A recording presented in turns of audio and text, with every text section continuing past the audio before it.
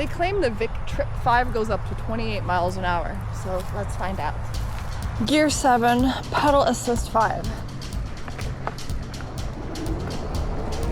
To keep things a bit more interesting, let's just fast forward to the max speed I got it to, which was about 27.5. If you watched the last video, you'll know that this behind me is the biggest hill in my area that I could find anyways.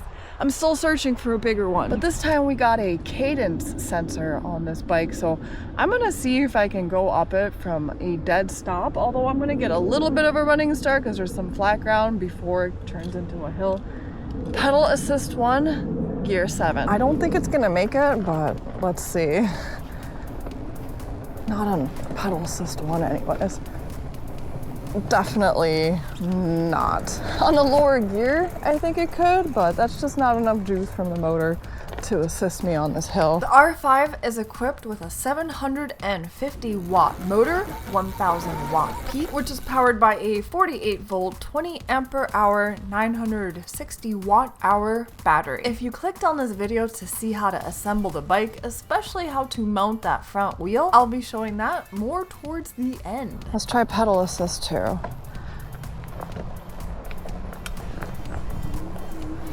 Okay, motor kicked in.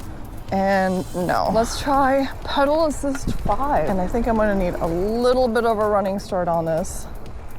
Just a little.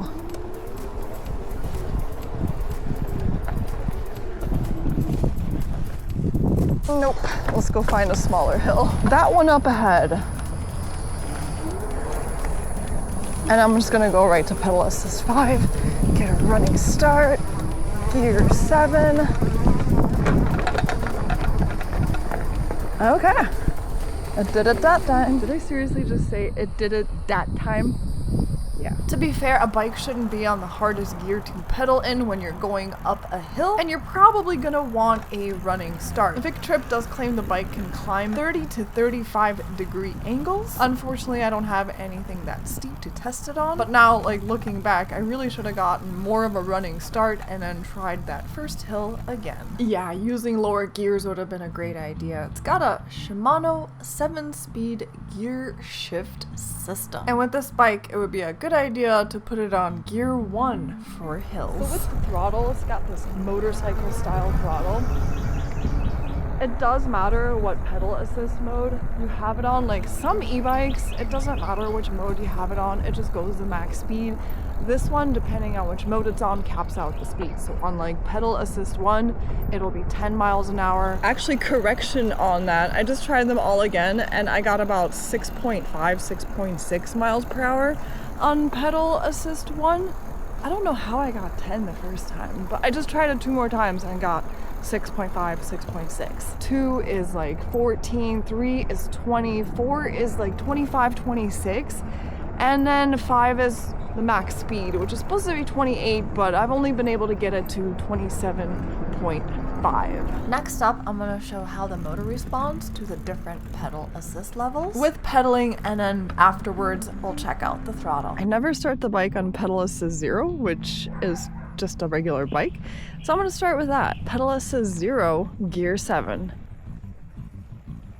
Pedal assist 1, gear 7. I don't know why I'm so stuck on gear 7. I just always have it in the hardest gear to pedal in with e-bikes because you get so much assistance from the motor. And now let's bump it up to pedal assist 5, gear 7. So here the motor kicked in really quick, like half a turn of a pedal. On the lower modes, it was like a turn and a half before the motor kicked in. So now let's test out the throttle from a dead stop. I'm gonna put it on pedal assist 1. Pedal assist 2. And now I'm just gonna take it all the way to pedal assist 5. I like how when the motor kicks in, it doesn't thrust you forward. I mean, a little bit when you're pedaling on pedal assist 5, but less so with the throttle on pedal assist 5. So I would say it's a pretty smooth transition from no power to power. The range. Well, I don't fully test the bikes. I don't do that. I literally just take it for a test ride and kind of tell you about it, and that's it. So they say it's 60 to 80 miles. So that's gonna vary. 80 is like pedal assist 1, perfect conditions, no wind, and if you don't weigh the max payload, which is 400 pounds. In full throttle mode, they say you can get up to 50, so that'll be like pedal assist 1, full electric mode, just using the throttle. Here and there, it's kind of a fishbowl effect with this camera. I'm using the Insta360 X4, so sometimes I look a little awkward on the bike. But in reality, the frame size of this bike did work for me. For reference, I am 5'8", and the recommended rider height is between 5'3" and 6'5". I don't know if this will work for people 6'5". The total weight of the bike with the battery is 90 pounds, but with the assistance of a motor, you don't really feel the weight. But even though it weighs 90 pounds with the battery, I did find it really simple to fold. Yup, this is a folding e-bike. So first I fold up the pedals, then I fold down the handlebars. After that, I undo the latch and the bike easily folds down. I did it on grass this time so I wouldn't scratch the bike. However, because of the weight, I do find these really difficult to put in my car, so that's why I don't like showing that. And unfolding the bike is even easier. So you just unfold it, snap down this latch in the center, then lift up the handlebars, make sure the latch is not in the way like it was right there, snap that into place, and then unfold the pedals, and that's it. Really simple. Unfortunately, life is not easy for all of us on this planet. Brace yourself for this next part. I feel bad for the fish, but I'm also curious how this is all gonna go down, like literally. I think we're about to find out. Oh. I think this is the first time I've seen a bike that requires 2 keys to turn on. So this one's pretty obvious, the little ignition key right here. So that just pops in and then you turn it, obviously. And then the other one is down here. I had no idea that this was to start the bike. I thought it was just for removing the battery, but no, it's also to start the bike. And once it's in there, it does not come out if you want the bike powered on. So once both keys are in and turned, you just hold down the power button and the screen lights up. I do like the color screens, and it is actually brighter than what you're seeing on camera right now, but they aren't as bright as just the plain black and white screens. Something I rarely do and have never done on just grass, a brake test. So let's do that next. Yeah, hop on the back seat and let's do a brake test. So right here, I got it at about 12 miles an hour. I tried it again, and this is at about 18 miles an hour. I'd say the brakes work pretty good.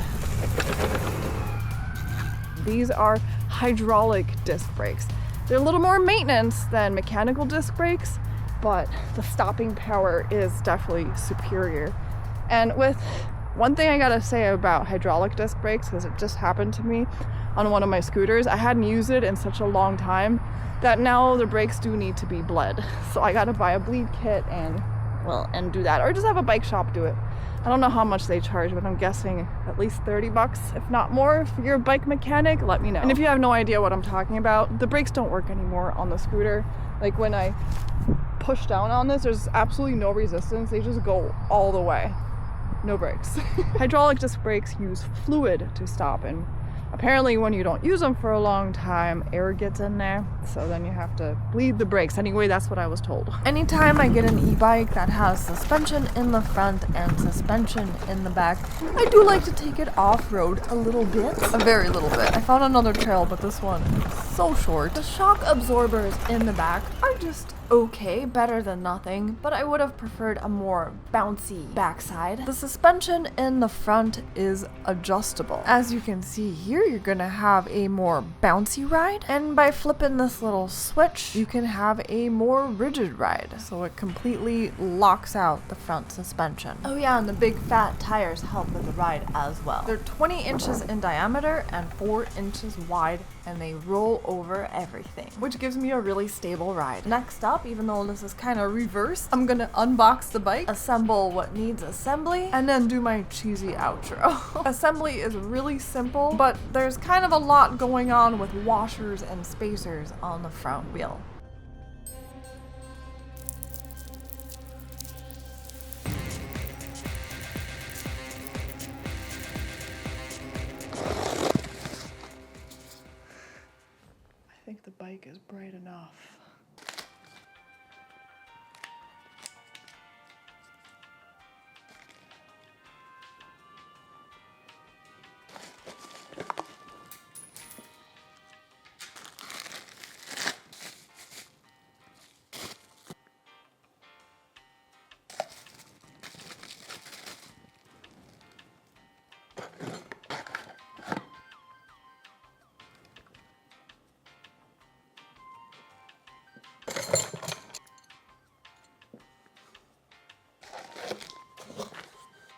I'm gonna start down here by installing the fender and the light first. By the way, the instructions, especially for how to put on the front wheel, are really bad. I even watched their video. It didn't help. So I'm gonna muddle my way through this. First, I'm gonna remove this screw that's right here. Skewer the light. Skewer the fender. I'm not sure if this little metal thing should go in front or in back. Let's go with in back. And then I'm gonna skewer this whole thing and nut back on and tighten everything together. And then the fender also attaches down here. So I'm gonna remove the screws, skewer this, and put the screws back. I really don't think you need me for this part, but when it comes to installing the wheel, you might, because the photos that they have in the instructions are just really dark and they don't explain what goes in what order. First, I gotta remove this. I've already loosened it up. So now what I'm gonna do is take this out and then replace it with all of this. I removed everything off of this except one spacer. Okay, now that that's in there, it should be easier to put on the wheel.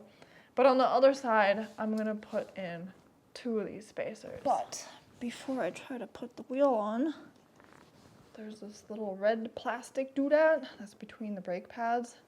I gotta take that out, and then once this is out, don't hit the brakes. So I got 2 of these spacers here, 1 on this side. Here's where things get even more interesting. I'm gonna put this piece in here, and there's a little hole for it. So I have a total of 5 washers and this beefy one. So I'm gonna go ahead and put the beefy one on first. Nope, stop right there. I went through the box. Apparently there was some loose washers. There was more than I thought there would be. There's a lot of washers here. So I have 2 beefy ones. Each one's like the size of these 2 little ones. So basically it's like having 5 here. So I got 2 fat ones, a regular one on the side with the rotor, and then there's 3 regular size ones on this side. So yeah, in total it's 8 washers. That's a lot of washers. I'm gonna go ahead and tighten all of this down. Next, I'm gonna put on the handlebars, and they only go in a certain way. Let's stick them in. It was at this point, right about here, when I didn't realize that my microphone completely fell to the floor. I normally keep it really close to, it's in my bra actually. I keep it on my bra, it holds it in place anyways. So this little backrest here, it's optional, but you can screw it down. It's just 2 screws that hold it into place. And then the back seat, I'm unscrewing this one little screw so you completely take that out, put it in the hole that I'm pointing to, set the seat down, and you have to slide it over. Make sure everything's lined up, slide it over, and screw it down. If you're gonna have a backseat driver, these are for their feet, but I'm not gonna have anyone on the back seat, so I'm not gonna install these, but you can. And lastly, the pedals. I'm gonna go ahead and take these ugly yellow stickers off. These are not labeled right and left, so I don't know if it matters or not. So one screws in clockwise and the other one counterclockwise. After you turn on the bike with the 2 keys and the screen is on, you can use the plus and minus buttons to adjust the pedal assist mode. There's also walk mode, which I forgot to show. You hold down the foot and the bike goes forward. The light button shows it on the screen, but doesn't actually turn the light on and off. You have to use this button right here for the light. Do I really have to toodle-doodly-loo myself out of here again? I don't like my outro, but do I keep it? Please vote. Keep the outro, don't keep the outro. Just be like, bye. No, I'm just kidding. That'd be so mean. I'm gonna do the outro. If you're interested in the Victrip R5 e-bike, folding e-bike with fat tires, I'll have a link down below in the video's description, and if I have any coupon codes, they'll be down there as well. Sometimes I do, sometimes I don't, and sometimes I do, but by the time you see this video, the code might already be expired. So, that's it. Toodaloo-loo.